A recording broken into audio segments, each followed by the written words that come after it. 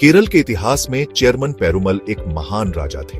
वो अपनी बुद्धिमानी और न्याय के लिए जाने जाते थे। सदियों पहले वो चेरा साम्राज्य पर राज करते थे। उनका राज्य बहुत समृद्ध था और प्रजा खुशहाल। लेकिन चेरमन पेरुमल एक जिज्ञासु राजा थे। उन्हें दुनिया में फैल रहे एक नए धर्म इस्लाम की कहानियों ने बहुत आकर्षित किया। एक दिन चेरमन पेरुमल ने एक अजीब सपना देखा। उन्होंने चांद को दो हिस्सों में बंटते देखा। यह घटना उन्हें बहुत परेशान और उत्सुक कर गई। उन्होंने अपने ज्योतिषियों से सलाह ली, लेकिन कोई भी उन्हें संतोषजनक व्याख्या नहीं दे पाया। जल्द ही अरब के व्यापारी उनके दरबार में आए। उन्होंने अरब के एक पैगंबर के बारे में बताया जिन्होंने चमत्कार किए थे, जिसमें चांद का दो हिस्सों में बंटना भी शामिल था। चेरमन पेरुमल को यकीन हो गया कि उनका सपना एक संकेत था। उन्होंने इस नए धर्म के बारे में और जानने के लिए अरब जाने का फैसला किया।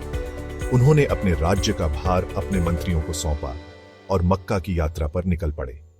इस यात्रा ने उनकी जिंदगी और केरल के इतिहास का रुख बदल दिया। चेरमन पेरुमल कुछ अरब व्यापारियों के साथ मुजिरिस बंदरगाह, जो आजकल कोडुंगल्लूर है, से समुद्री यात्रा पर निकले।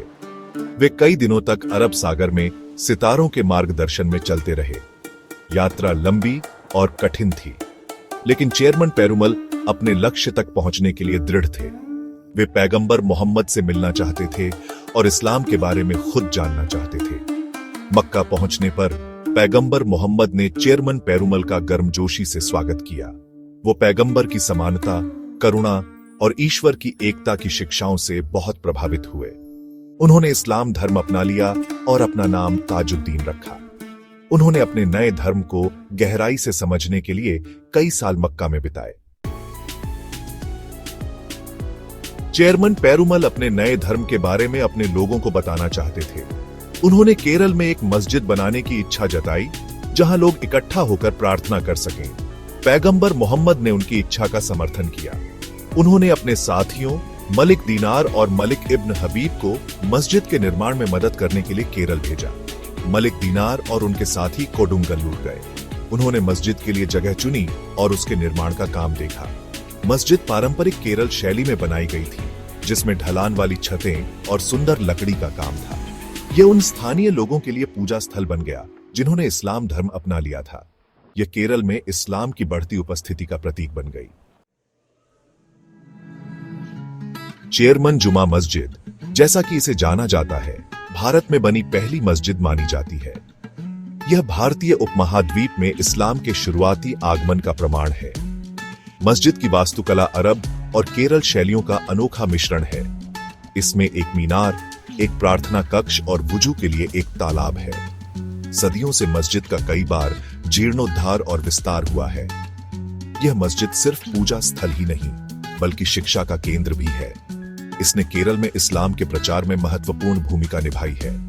यह मस्जिद दुनिया भर के पर्यटकों और तीर्थयात्रियों को आकर्षित करती है।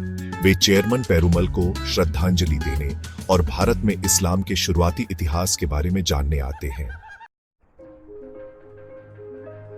चेरमन पेरुमल और चेरमन जुमा मस्जिद की कहानी भारत की धार्मिक सहिष्णुता की लंबी परंपरा का प्रमाण है। यह सदियों से देश में विभिन्न धर्मों के शांतिपूर्ण सह अस्तित्व पर प्रकाश डालती है। यह मस्जिद एकता और सद्भाव का प्रतीक है। यह हमें केरल में हिंदुओं और मुसलमानों की साझा विरासत की याद दिलाती है। मस्जिद का वार्षिक उत्सव विद्यारंभम, सीखने का उत्सव है। यह सभी समुदायों के लोगों को आकर्षित करता है। इस दिन बच्चों को अक्षरों की दुनिया से परिचित कराया जाता है।